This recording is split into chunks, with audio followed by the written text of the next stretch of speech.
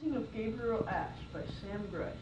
This is a great book by Dan Pavloky that is called The Haunting of Gabriel Ash, and it is a true thriller. This is a great book about a kid named Gabe, whose house burns down in a fire, so he is forced to move to his grandma's old house on a huge hill with a neighbor that he plays with named Seth. He's very nice, but his games are becoming quite real and scary. When they destroy a rock formation, and the next day it is rebuilt like nothing happened. This game was based around two princes who tried to save people from a monster whose name was the Hunter.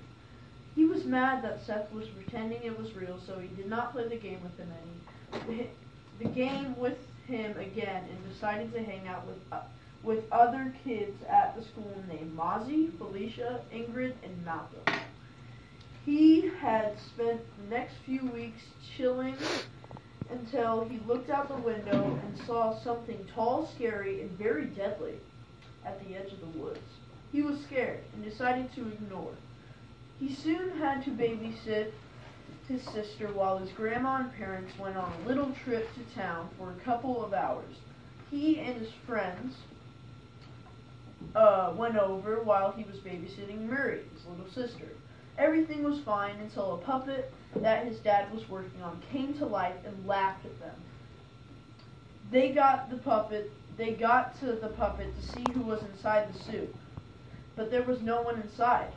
They thought it was bizarre, but did not take it into big consideration that something really bad was happening until there was a bake sale that they all went to, and Felicia brought her huge brownie cake that everyone loved until there was a huge explosion.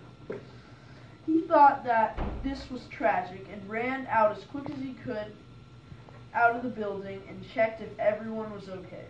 They were okay, so he helped them get back out of the building to their families. He got a call from the principal the very next day and was blamed for the explosion, since the explosives were in his locker, though he did not do it. They settled the argument, and he was free to go.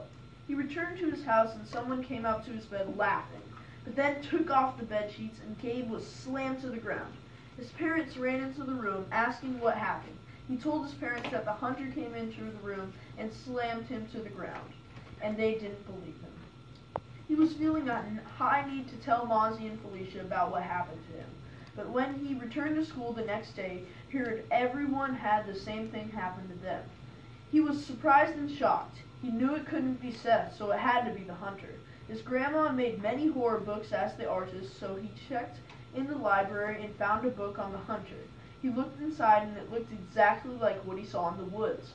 This was crazy, and he decided to tell both Mozzie and Seth now that he knew he wasn't the culprit.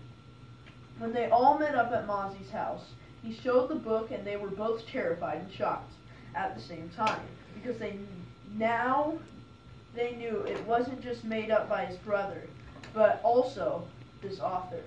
Gabe's grandmother also said that the author bases all his monsters around true stories. If you like what you hear, then get the book, and you will love it. I'm sure you will.